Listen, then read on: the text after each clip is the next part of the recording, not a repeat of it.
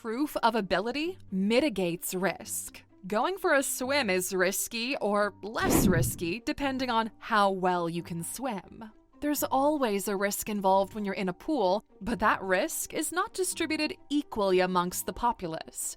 In life, we always fall back to the level of our preparation. Risk is an attribute of the unknown which, more often than not, arises as a lack of preparation. You get rich by taking big amounts of risk with low amounts of money. You stay rich by taking low amounts of risk with large amounts of money. High risk implies risking everything every single time. And the problem with this strategy is you need to get lucky 100% of the time. Now, you might get lucky the first 3 or 4 times, but if you're constantly betting everything every single time, it only takes one event to wipe everything away. It's the same with cheating on your partner, thinking you'll never get caught. You do it once, you get away with it thinking you're some kind of mastermind genius. So you do it again and again until you slip up once, and now you're in a messy divorce seeing your kids on the weekend. High risk is almost never worth it. Number 6, you need to be rich to invest. Partially false. You can invest at all levels of income. A share in Disney is $100. A share in Coca-Cola is $60. Wells Fargo, $38. When people think of investments, they think of factories, of apartment buildings, of digging for emeralds in the Congo, when in reality, investing is a habit that makes you richer. A portion of your income should go toward investments. And these investments will grow in time and alleviate the potential pain in your life. Your only job is to increase your income and, as a result, the amount you're able to invest. The reality is, it's hard to invest a good portion of your income when you have urgencies that require immediate attention. It's hard to invest when the car is making expensive noises and you're behind on your rent.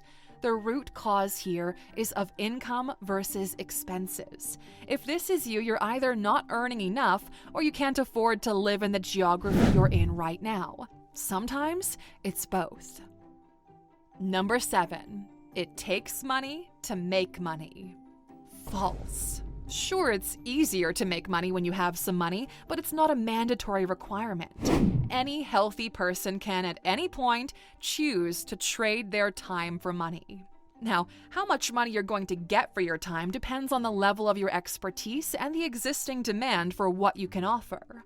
The better you are at what you do, the more you can charge for your services. Quality. The fewer people offering the same services as you, the more clients you'll have. Differentiation and competition. The more time you're willing to trade, the more money you'll have. Let's take 2 barbers with the same level of expertise and the same prices. One works 4 hours a day and is able to serve 3 clients. And one works 12 hours a day and is able to service 9 clients. In only 3 years, the second barber has earned as much money as the first barber will earn in a total of 9 years.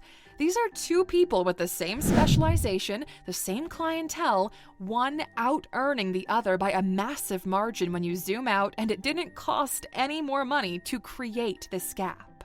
Any fool can make money if they have enough of it. The real value lies in being able to make money when you have none.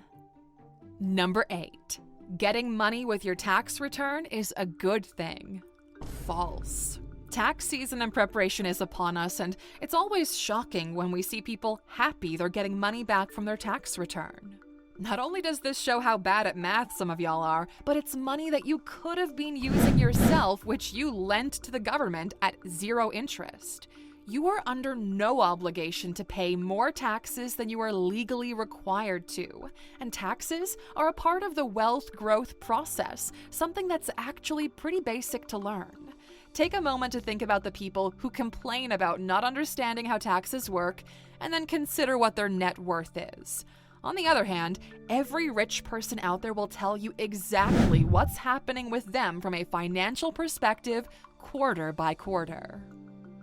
Number 9, more money, more problems. False. Money on its own doesn't bring any additional problems you didn't have before. It actually solves most of your previous problems, if we're being honest.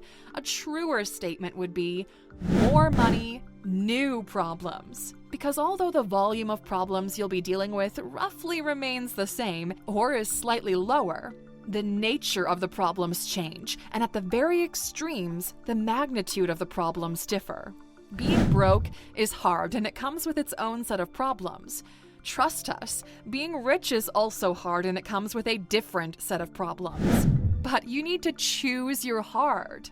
Because we grew up broke, we actually embrace the new kind of problems we have now. We would much rather figure out which bank to move forward with than the existential dread we had at the beginning. We would much rather figure out ways to inspire our employees than not knowing where the next payment will come from. Embrace the problems you have right now in life, because someone else would definitely want to trade places with you. Number 10. Retirement is the gift for working hard your entire life. False. What's the point of retirement when you can no longer taste food, run up a hill, or be spontaneous with your life? In most cases, the company you work for has monetized your body for over 40 years now, your best years, and here you are at 65, white hair, overweight, you get tired sitting up and you can barely see both near and far. That's the reward? That's the go ahead and enjoy your life? Are these the golden years? Really?